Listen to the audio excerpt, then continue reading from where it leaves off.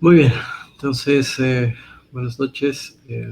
Hoy vamos a hablar de la capa de datos, este capítulo en donde ya vamos a ver cómo escalar bases de datos, específicamente en dos tipos de bases de datos, que son las relacionales y las no relacionales, ¿no?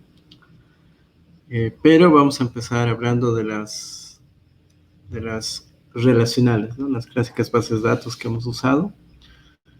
Y justo el libro eh, habla bastante de una base de datos popular en especial, en este caso es MySQL,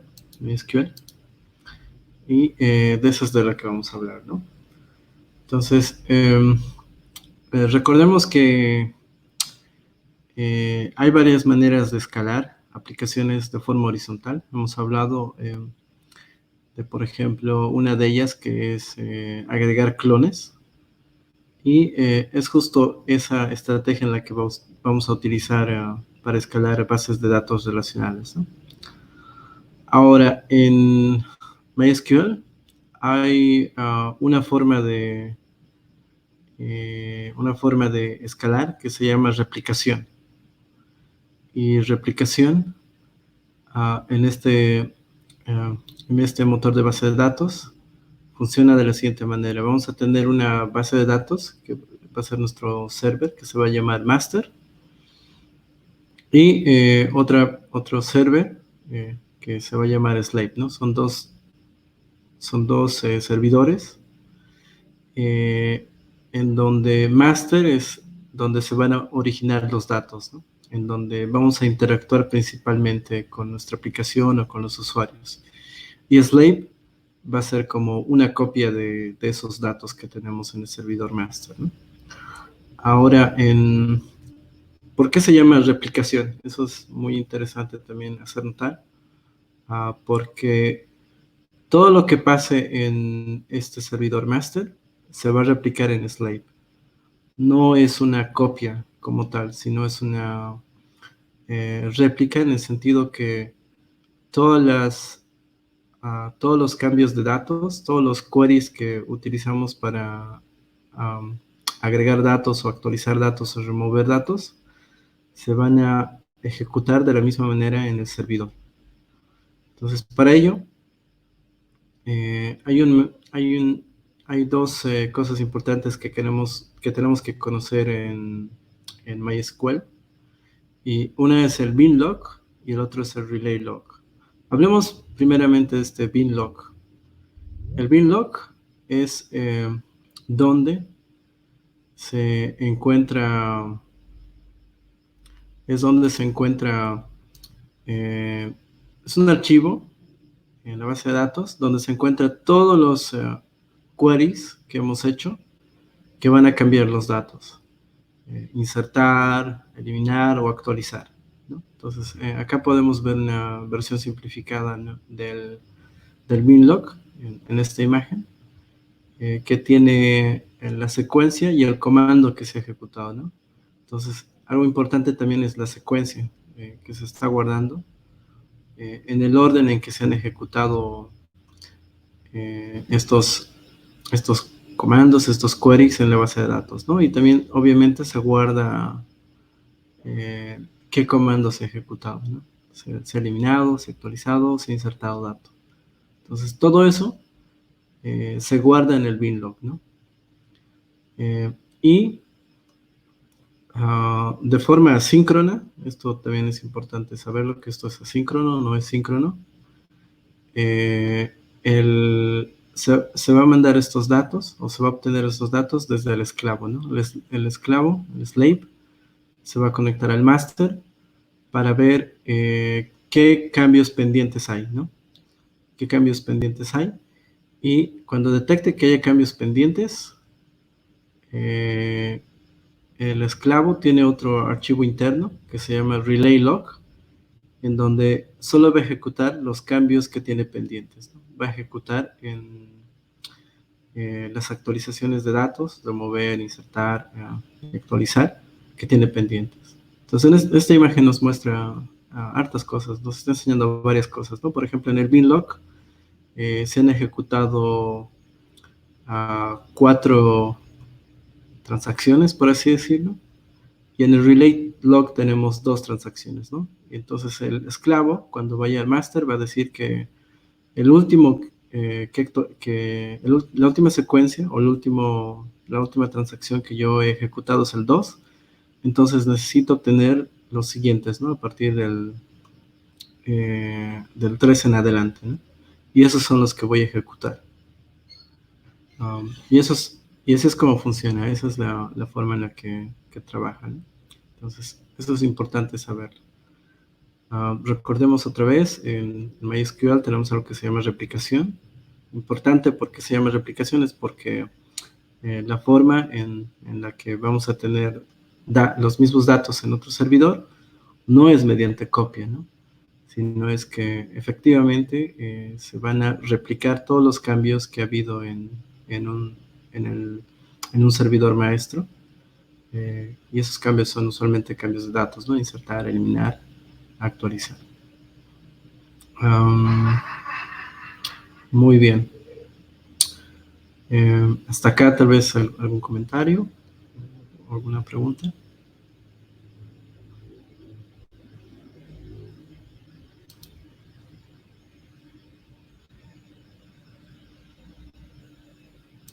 Perfecto. Entonces, clave, conocer cómo funciona esto, ¿no? Yo como comentario les puedo decir de que esto no solo existe en bases de datos como MySQL, ¿no? Este bin log y este relay log existe en otras bases de datos relacionales y también no relacionales, y es muy útil para hacer streaming de cambios. Hay ocasiones en donde uno alguna aplicación por alguna razón quiere saber cambios que ha habido en una tabla, ¿no? Quiere saber qué cambios hay. Entonces, una forma, en vez de estar revisando los cambios en las tablas, es conectarse a este tipo de logs que hay, ¿no? El bin log o el relay log, y de esa forma uno puede tener como un streaming de esos cambios que están habiendo en alguna tabla de tu base de datos o en tu base de datos en general, ¿no? Entonces es bien útil para ese tipo de aplicaciones. Claro que eso es tal vez un uso avanzado, pero si no sabes que existen estas cosas, vas a terminar utilizando los datos de la tabla y tal vez incluso lenteando tu aplicación, ¿no? Entonces es bueno conocer que hay estas estructuras internas en las bases de datos. Perfecto. Ahora, este es el ejemplo más sencillo en donde tenemos 2 servidores, pero esto se puede extender un poquito más, ¿no? Eso es lo que nos dice el libro, que puede haber topologías. Gracias a esto, podemos tener algunas topologías con las que nos podemos jugar y podemos escalar nuestra aplicación. Ahora, acá hay que pensar principalmente que vamos a tener 2 escenarios. El primer escenario va a ser en donde nuestra aplicación va a escribir, o sus clientes y demás van a escribir datos en nuestra base de datos. Y la otra es que van a leer, ¿no? Usualmente vamos a tener esos dos escenarios. Y acá nos están presentando una primera topología, ¿no? Que es la que vamos a tener múltiples esclavos, ¿no? Múltiples slaves. Tenemos un master en donde se van a realizar los cambios a la base de datos, pero podemos tener varios esclavos conectados a este master, ¿no? Eso es lo que nos está diciendo. Y cada uno, ya sabemos cómo se va a sincronizar, independientemente y de forma asíncrona, ¿no? Para esta topología, nótese que tiene varios esclavos, y acá dice reads, ¿no? Que van a ser usados principalmente para lectura estos esclavos, ¿no? Entonces, usualmente en sus aplicaciones van a hacer lo que se dice en inglés write heavy o read heavy, que en español lo podemos decir que va a ser muy alto en lectura o muy alto en escritura, ¿no? Entonces, dependiendo del caso, debemos tomar ciertas decisiones, ¿no? los famosos trade-offs. Y en esa topología que nos presenta mediante el uso de esclavos, nos dice que esto es útil para lo que es read heavy, ¿no? O para los que son de alta lectura. Si nuestra aplicación es de alta lectura, tal vez no es de escritura intensiva, entonces esta topología nos viene a la mano, ¿no? Al tener varios esclavos que van a servir a las lecturas de los clientes. Esto es bastante útil, ¿no? Para tener una aplicación que soporte alta lectura, o lectura intensiva, también podríamos llamar. Muy bien. Ahora también existen otras topologías. Una de esas topologías es, ¿qué tal si mi aplicación es intensiva en lectura, ¿no? Entonces, tal vez esta no me sea... Perdón, ¿qué tal si mi aplicación es intensiva en escritura también? Entonces, tal vez la anterior topología no me sirve. Hay una topología en donde podemos distribuir las escrituras, como también las lecturas, ¿no? Y esa se llama Master-to-Master Replication. ¿Por qué? Porque vamos a tener dos masters. Y podemos escribir en estos dos masters, y los dos masters van a poder a la vez estar al tanto de los cambios del otro, ¿no? Entonces, si bien inicialmente teníamos un maestro que tenía solo un bin lock y otro esclavo que tenía un relay lock, en esta topología nos soporta que este mismo servidor tenga el bin lock, en donde van a estar en lo que se ha escrito, las ejecuciones que se ha hecho contra este servidor, contra este master A, pero también vamos a tener el relay log, ¿no? Que es lo que se ha sincronizado del otro master, del master B. Y lo mismo para el master B. Entonces, en el master B vamos a tener el bin log, su propio bin log para los cambios que se han realizado directo en el master B. Y aún así se va a sincronizar con master A gracias al relay log que van a tener, ¿no? Entonces, se va a saber... bueno, se va a poder servir en dos servidores las escrituras, ¿no? Y también la lectura. Y los dos van a tener los mismos datos, ¿no? Pero, sí, como siempre hay un pero en diseño de sistemas, tiene un costo de tener esto, ¿no? Lo mencionan, no sé si tal vez Gonzalo, Arnold o Carlos tienen en mente, a ver si quieren comentar cuál es el costo de tener esta topología.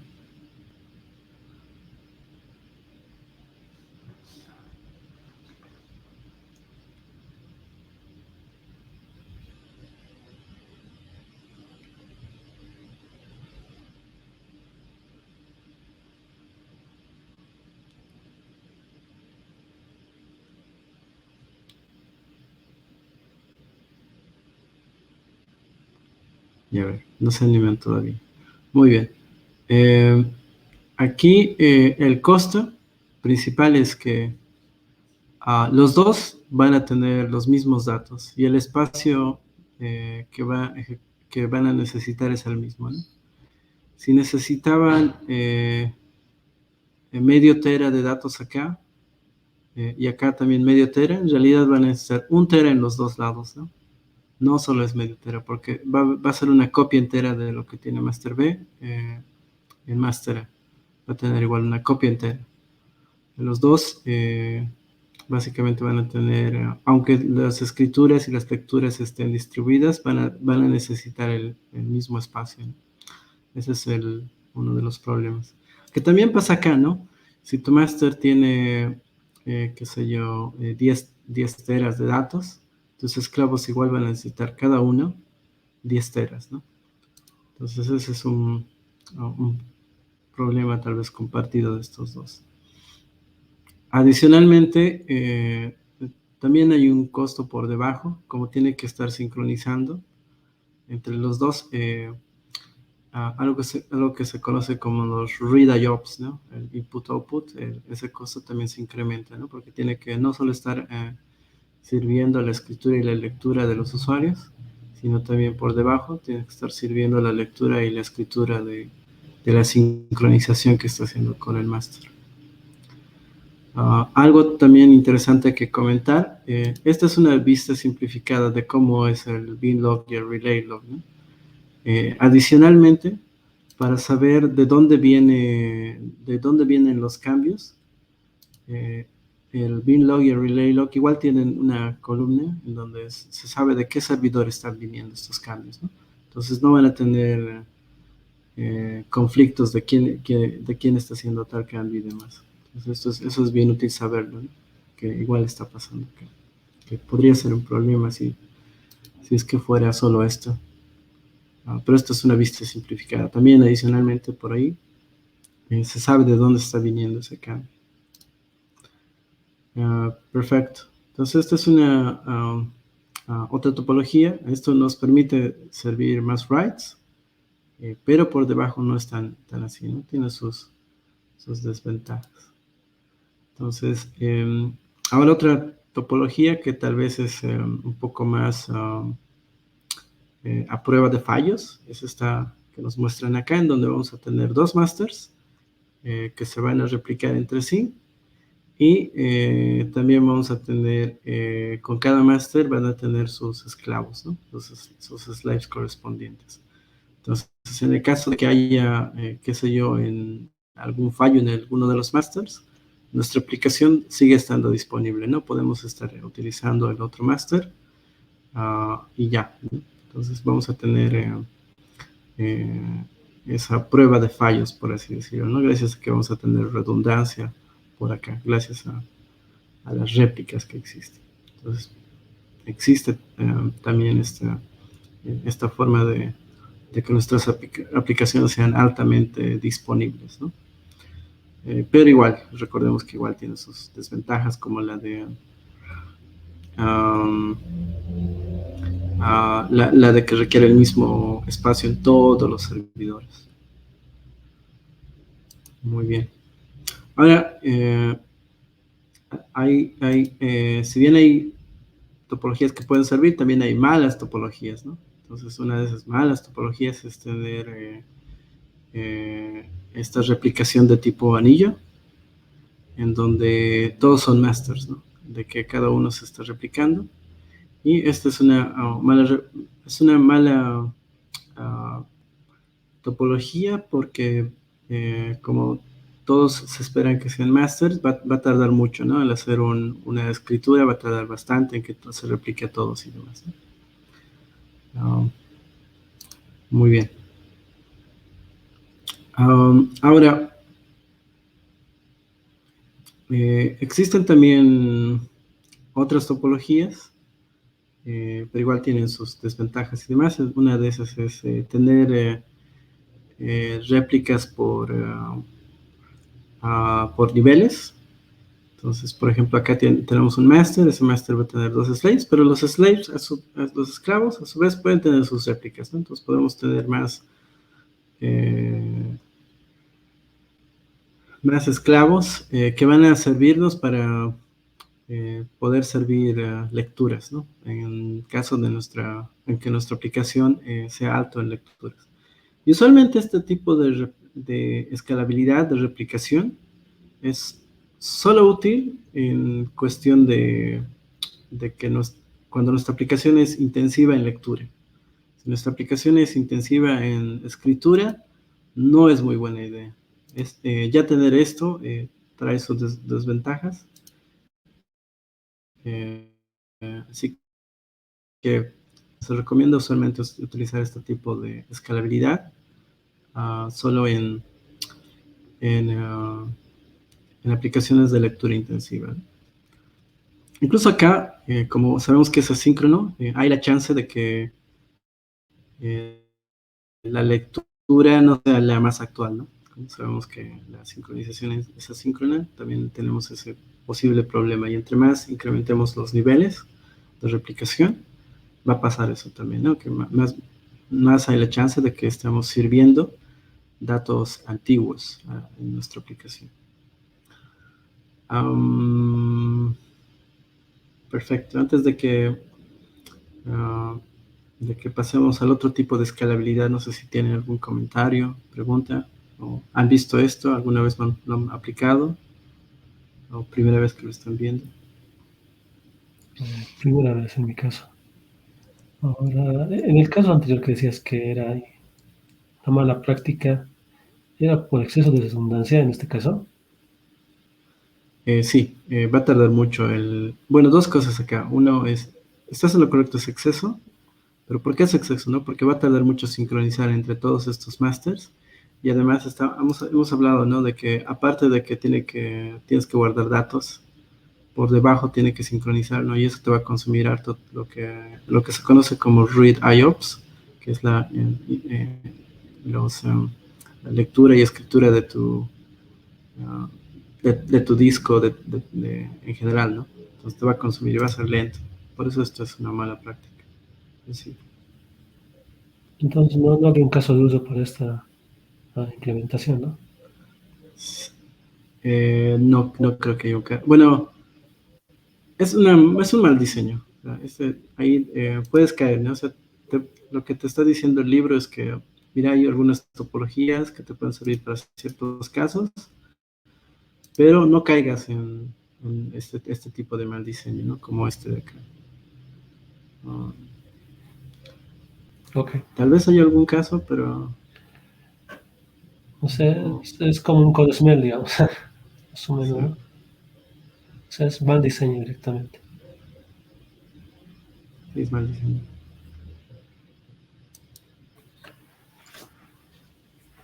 Hola, ¿me escuchan? Sí, sí.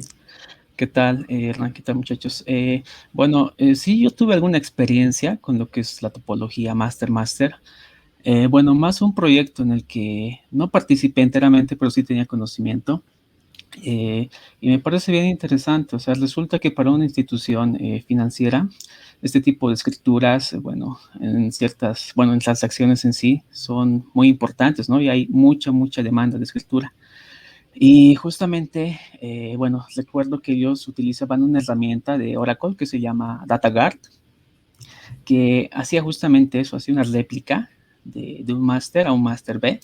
Y esta herramienta al mismo tiempo, bueno, el máster B en este caso se denominaba Standby, y el DataGuard lo que hacía era funcionar de monitor o de interfaz, y siempre iba verificando de que el máster A esté bien.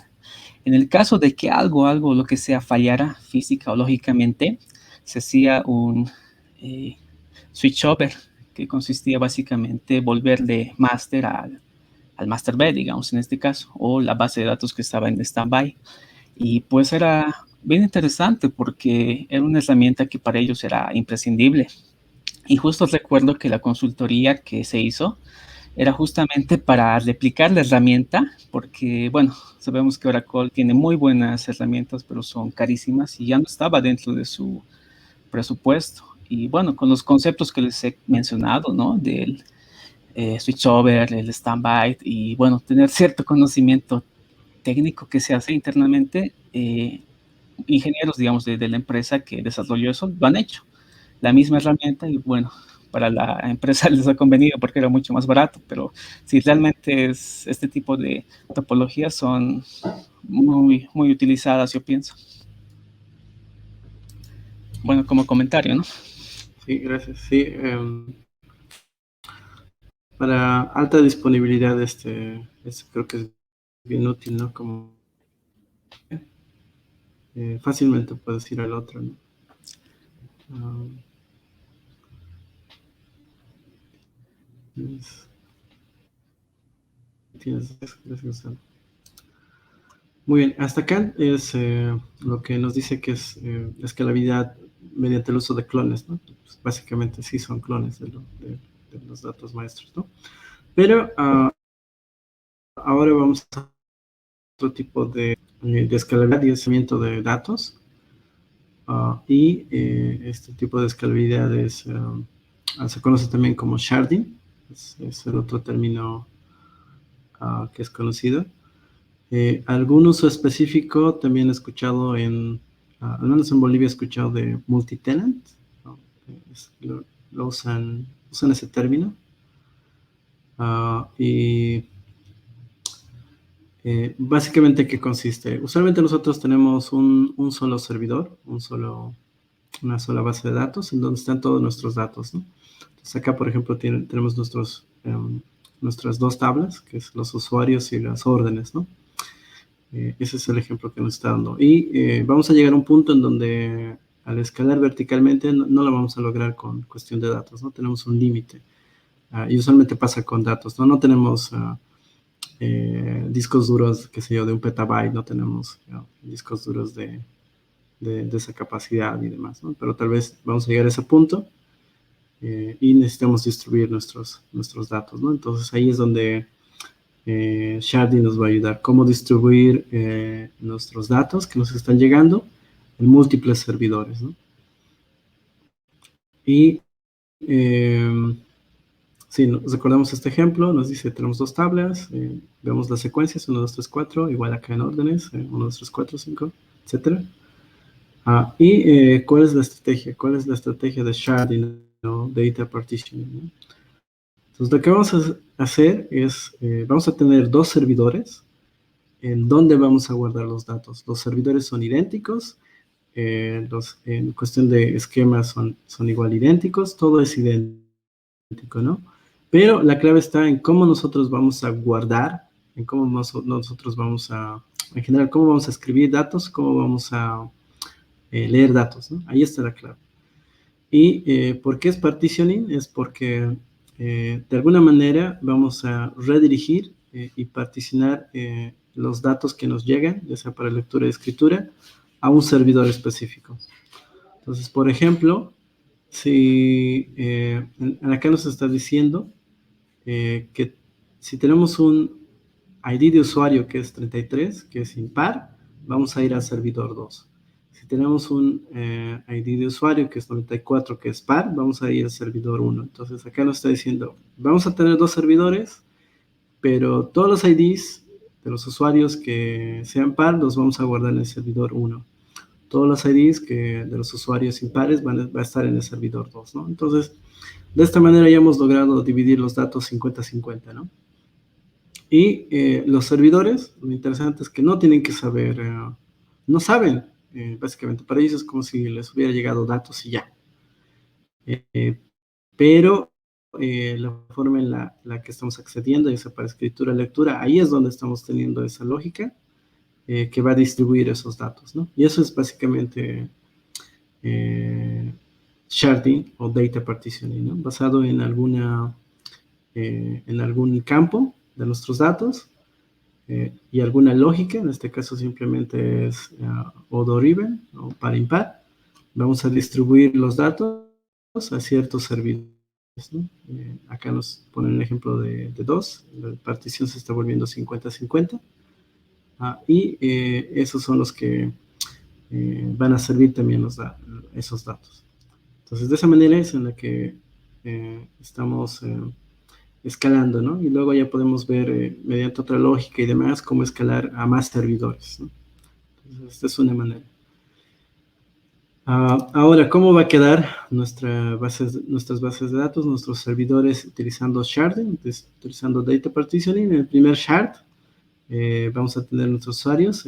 Miren acá la secuencia de los IDs, ¿no? Entonces acá están puro impares, ¿no? 1, 3, 5, 7, 9. Y en el shard 2, igual la secuencia está igual de esa manera, ¿no? 2, 4, 6, 8, 10, ¿no? Y de órdenes, tal vez no importa, ¿no? Porque en realidad el que se está acá utilizando es el user ID como llave primaria para decidir a qué servidor ir. Entonces, hasta acá, ¿todo bien? ¿Entendido? Sí, se entiende bien. Genial, genial. Ahora, una de las cosas que nos dice que pongamos hincapié y hacer énfasis el libro es la selección de qué campo vamos a usar para poder hacer la distribución de los datos, ¿no? Entonces acá nos da un ejemplo de mala selección, ¿no? Esto está mal distribuido. Entonces, ¿qué pasaría si tenemos una aplicación en donde nosotros hemos decidido hacer la distribución de los datos por el país? Entonces, tal vez tengo una aplicación y tengo aquí dos shards, entonces he seleccionado ciertos países que van a ir al shard 1 y ciertos países que van a ir al shard 2. Pero tiene sentido de que esto no va a ser distribuido 50-50, ¿no? Como acá, que estaba distribuido de buena proporción. La proporción ya es mala, ¿no? ¿Por qué? Porque tal vez en Canadá hay pocos usuarios, como nos muestra el pero justo en China, en Estados Unidos y otros lados, hay muchos más usuarios que los que hemos seleccionado para un chart específico, ¿no? Entonces esto va a estar, no está balanceado, no está bien distribuido. ¿Y eso qué va a causar? Eso va a causar de que una de nuestras particiones o charts esté con más datos que la otra, ¿no? Este va a estar mucho más utilizado, se va a llenar más rápido que el otro chart que contiene pocos datos, ¿no? Y obviamente vamos a tener problemas, ¿no? Va a ser el que más se va a utilizar. Entonces, el término para esto, hot un hot partitioning es un servidor al que se le está dando mucha carga, ¿no? Tal vez hemos hecho hemos particionado nuestros datos, pero justo hay un solo servidor al que le llega toda la carga, ¿no? En vano no estamos particionando, porque a un servidor le llega toda la carga. Usualmente el problema es porque hemos seleccionado mal el campo que vamos a utilizar para la partición, ¿no? Entonces, clave en el diseño, escoger cuál va a ser la llave de particionamiento. Entonces, esto es lo que no queremos hacer, ¿no? Lo que no queremos tener, no queremos llegar a tener un hot partition. Lo ideal es que esté distribuido adecuadamente, ¿no? Que todos tengan relativamente la misma carga, y eso va a ser muy bueno para nuestro tema. Otra cosa importante también que nos habla el libro, casi no vamos a hablar un poco de este query, pero uno de los problemas comunes que hay cuando particionamos datos son los queries. Pero ¿qué tipo de queries, no? No son los de agregación. Es muy difícil hacer queries de agregación, por ejemplo, la suma, el total y demás, cuando tenemos particiones, ¿no? Cuando teníamos solo un servidor, ese tipo de queries es pues sencillo, ¿no? No hay problemas. Pero cuando estamos pasando ya a particionar nuestros datos en múltiples servidores, usualmente los queries de agregación son más difíciles de hacer. Hay muchas formas de errar, ¿no? Además de que cada query tiene que correr independientemente en cada uno de las particiones que hay, ¿no? Y luego tenemos que tener algo que una todos esos resultados parciales que vamos a tener de cada partición, y eso es lo que vamos a dar como resultado a nuestros usuarios, ¿no? Entonces, algo que tenemos que tomar en cuenta. Y no solo es importante conocer esa debilidad que tienen en particiones con lo que estamos viendo en una base de datos relacional, porque también pasa en bases de datos no relacionales, ¿no? El problema de hacer cualquier cosa que es agregación no es gratis, por así decirlo, ¿no? Y tiene sus problemas, y eso es lo que nos está recordando el libro y demás, ¿no? Pero, si me no recuerdo, aquí hay otro ejemplo.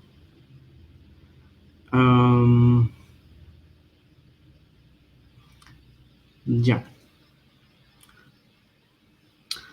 Muy bien, otro problema es, ¿qué tal si yo agrego un tercer servidor, ¿no? Un cuarto servidor? Entonces, inicialmente yo tenía esta lógica, que era que, hey, a los servidores, al servidor 2 le voy a mandar los impares, al servidor 1 le voy a mandar los pares, ¿no? Pero eso se complica más cuando ya tengamos 3 servidores, cuando ya tengamos 3 shards, 4 particiones, ¿no? 4 shards. Entonces ahí se va a complicar la cosa. Y una estrategia que nos menciona el libro para poder apalear eso es que tengamos un mapeo externo, ¿no? Un mapeo externo en donde nos diga, dado un ID, en qué servidor lo estoy guardando, ¿no? Dado un ID en qué servidor está. Así luego puedo agregar sin problemas más servidores, más clones, para poder distribuir los datos. Y no me tengo que preocupar tanto de la lógica, ¿no? De cómo estoy distribuyendo los datos y demás. Lo voy a tener disponible en este mapping. Entonces, eso es una estrategia que recomienda el libro y demás. Muy bien. Ahora, algo interesante antes de ver qué cositas tenemos en MySQL que nos pueden hacer la vida más fácil a la hora de usar sharding, a la hora de hacer sharding. Algo interesante es que las bases de datos no tienen que soportar sharding o partición de datos. Es algo que nosotros podemos hacer, porque usualmente nosotros vamos a construir una utilidad externa para hacer este particionamiento, una lógica externa. Entonces, esto se puede extender a cualquier tipo de base de datos, ¿no? O sea, si teníamos una base de datos antigua, que no es distribuida, ¿no? Como en estos días tenemos, no hay problema, ¿no? Entonces, podemos aplicar esta técnica de escalabilidad que es Data Partitioning y Sharding, porque se hace en un nivel antes de llegar a tus data stores, ¿no?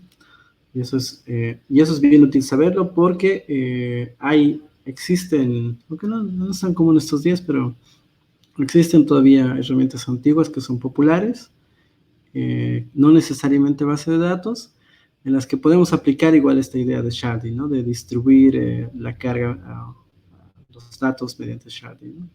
Porque podemos utilizar esto en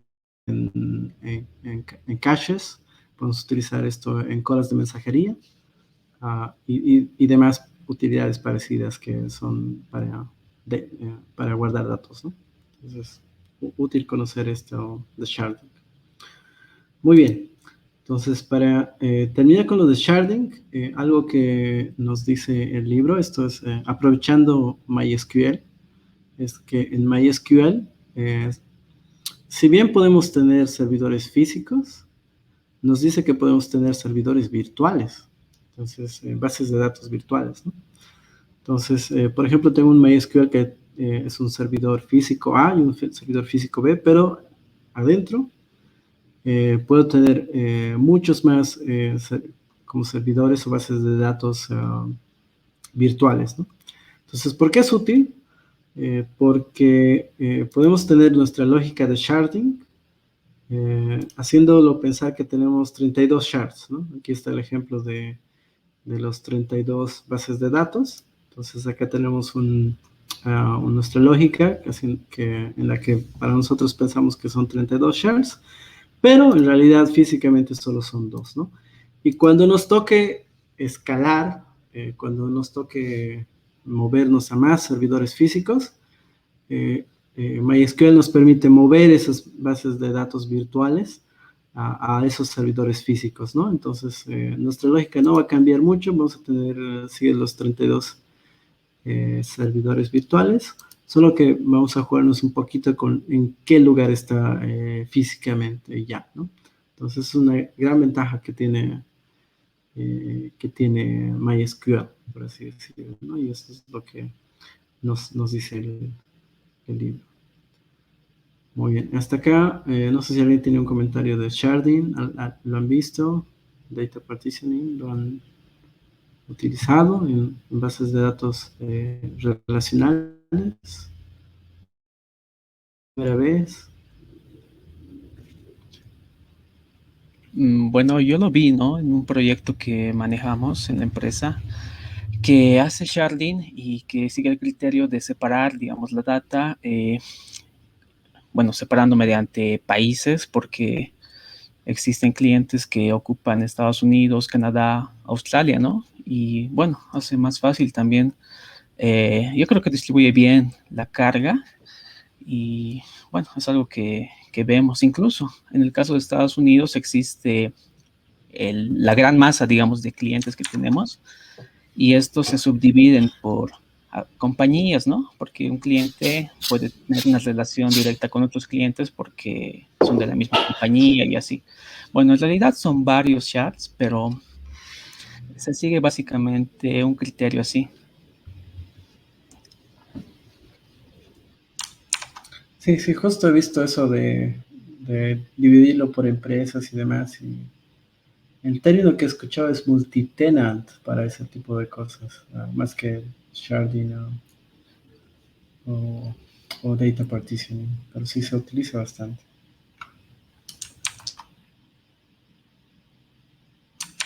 ¿Alguien más? ¿Alguien más?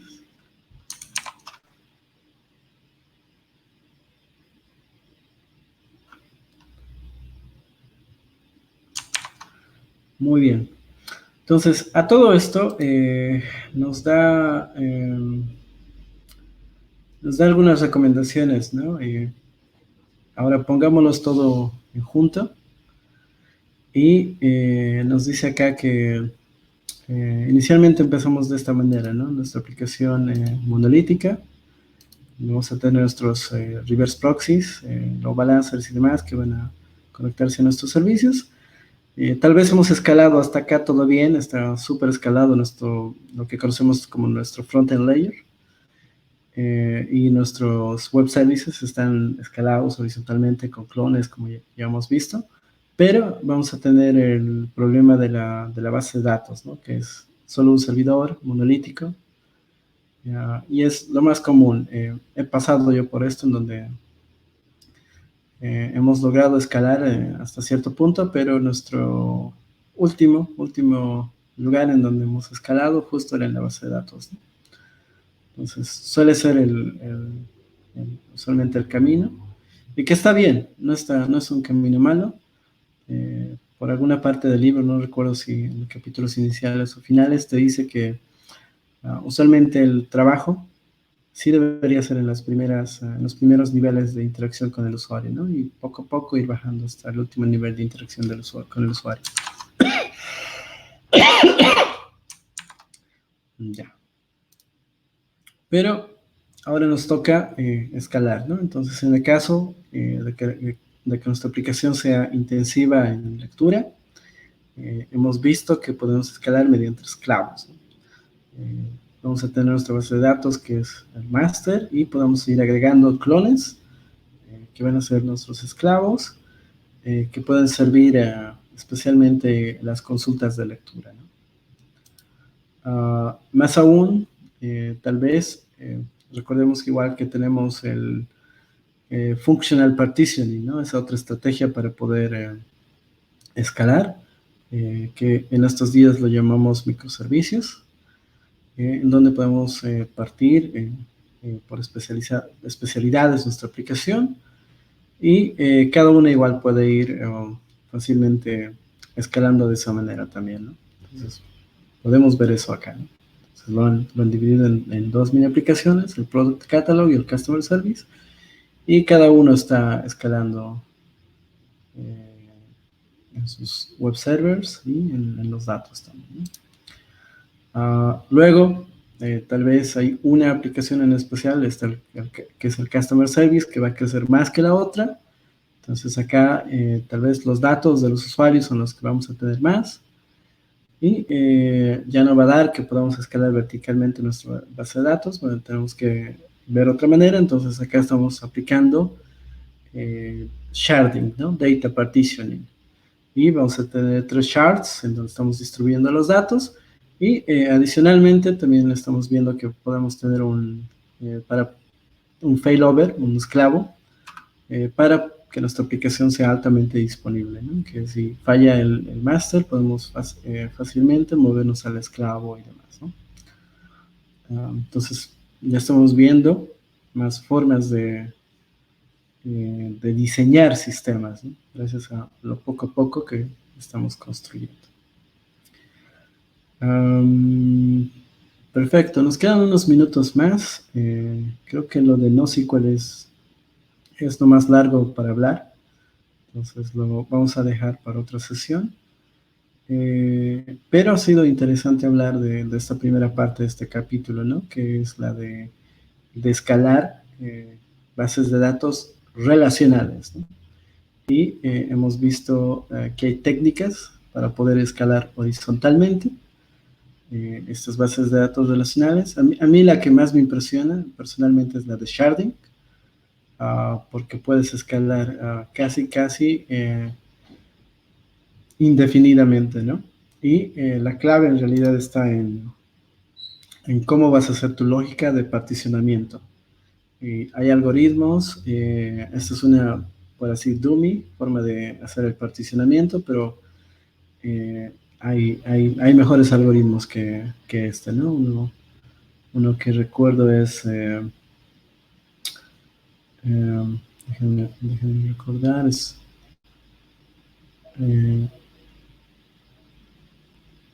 mediante hashing.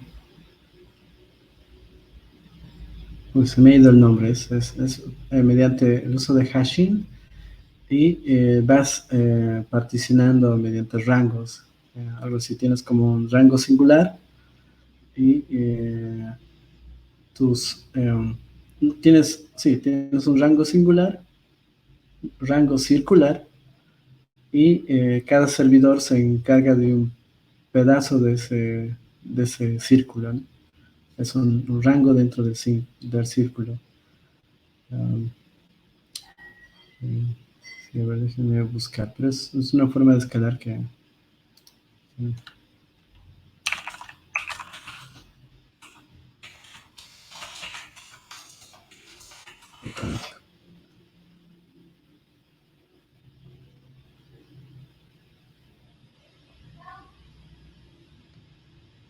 le llaman hashed sharding, pero tiene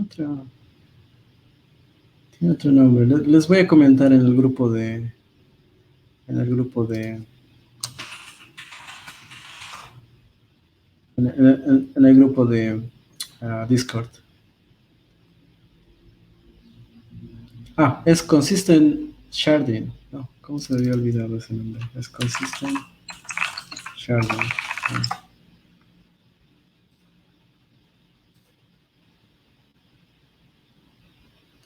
No, consistent hashing en realidad.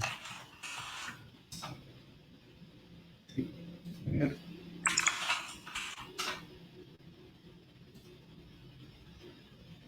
Esto de acá. Entonces es uno de los algoritmos más conocidos para hacer particionamiento. Que se conocen y a mí me impresiona que si utilizas algo como esto, puedes distribuir, puedes hacer una base de datos distribuida que en una base de datos relacional. Eso para mí es lo más impresionante que he visto. Y con eso yo cierro. No sé si alguno de ustedes, Ricardo, Gonzalo, Arnold, quiere comentar algo para cerrar. No, solo hay una consulta, digamos, que estamos viendo a nivel de base de datos relacional. Ahora, estas características, por decirlo así, pueden ser un criterio para elegir la base de datos a utilizar, o eso ya es indiferente, digamos. Solamente dependería de de la implementación y no así de la base de datos. No, yo diría que sí es un criterio a tener en mente. Cómo se hace réplica, cómo se hace... sí, cómo tener réplica y cómo tener lo que se conoce como failover, ¿no? Cómo es que tu base de datos puede tener lo que hemos visto failover con dos masters, ¿no? Si un master muere, pasar al otro va a ser relativamente fácil. Eso es importante considerar, ¿no? Sí es determinante. Hay algunos hay algunas bases de datos que te van a simplificar, otras que no, ¿no? Por ejemplo, en MySQL, si bien soporta esto de master slave, es dificultoso hacer que el slave se vuelva master, por ejemplo. No es gratis, hay pasos que seguir. En cambio, en otra base de datos podría ser sencillo eso, ¿no? Ese paso de que tu slave sea master, ¿no? Entonces, sí puedes decidir por este tipo de cosas. Sharding no es algo que impacta porque como esta es algo externo que aplicas para la base de datos, ¿no? Sin importar que no soporte, tú puedes aplicarlo. Ok, entonces ese sería un criterio para... Sí, para seleccionar bases de datos, sí. Ok, gracias.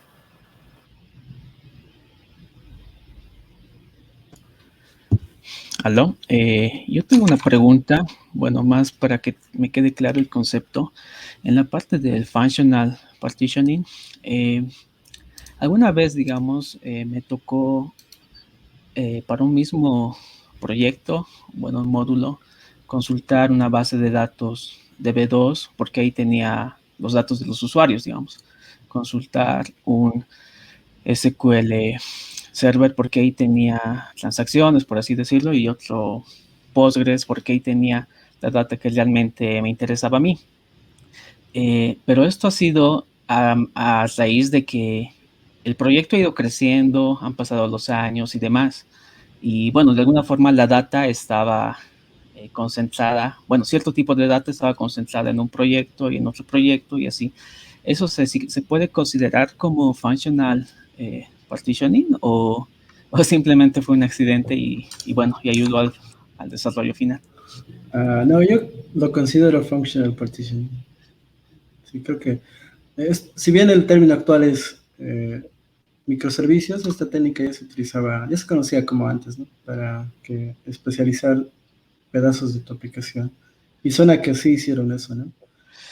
Bueno, no Y estoy seguro, ¿no? Porque te comento justo era un banco también, ¿no? Y ellos manejan bases de datos, bueno, que son ya muy robustas pero antiguas, como DB2. Y imagino que en un inicio ellos hicieron todo en ese tipo de base de datos porque también estaba casado con sus servidores, pero a medida, ¿no? que va pasando el tiempo, ya las tecnologías cambian, las visiones también cambian y quizá la migración no es rápida o a veces no se hace y quizá se quedó así, ¿no? sí, tienes razón, podría ser. Suele pasar. Por ejemplo, en un proyecto en el que estoy, estamos justo en esta fase, ¿no? De escalar la base de datos, que es como que el último nivel que nos falta escalar. Mm. Pero en este momento estamos utilizando dos tecnologías, ¿no? Una es la relacional y otra es la no relacional, que es la que nos va a permitir escalar. Pero en este momento estamos usando los dos. Eventualmente vamos a matar una, pero que es la relacional, eh, pero no es algo rápido, ¿no? Y justo es por el avance de la tecnología, otros requerimientos que estamos viendo hacia ahí. Tal vez les ha pasado lo mismo, pero ojalá sí haya un corte, ¿no? Porque tener igual varias tecnologías y demás es muy complejo de mantener y de pensar y de contribuir. Exacto.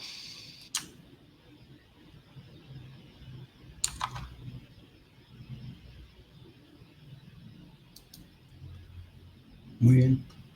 Entonces, gracias por su participación de hoy. Y en la siguiente sesión vamos a hablar de la segunda parte que es NoSQL y que es una igual de las más interesantes. Básicamente yo he solidificado mis conocimientos de NoSQL gracias a este capítulo y me ha permitido leer otros libros que ya hablaban más de diseño de bases de datos NoSQL, ¿no? Entonces es muy bueno lo introductorio que hay en este capítulo 5 de Data Layer. Así que lo dejaremos para la siguiente sesión, porque igual es larguito nomás de comentar. Uh, y Sí, con eso habríamos terminado hoy. Gracias. Buenas noches a todos. Chao, chao. Listo, gracias. Gracias, chao, chao, Ana, gracias. Chao, chao. Te cuidan. Chao, chao.